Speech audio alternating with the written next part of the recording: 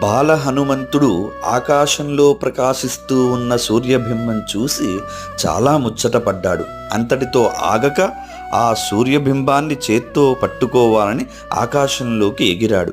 అదే సమయంలో సూర్యుని మృంగాలని రాహువు కూడా వస్తున్నాడు. వారి పోరులో వాయుపుత్రుడైన హనుమంతుడు సులభంగా గెలిచాడు.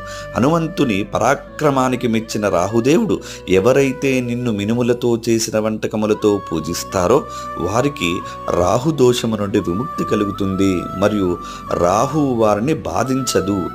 ఆ చేసిన వంటకమును హారముగా కానీ లేదా రాహుస్వరూపమైన పాముగా కానీ చేసి హనుమంతునికి నివేదన చేయవలను. రాహు గ్రహము యొక్క ఇష్టధాన్యము మినుములు కావున దానితో వండిన పదార్థము రాహువునకు అత్యంత ప్రీతి పాత్రము.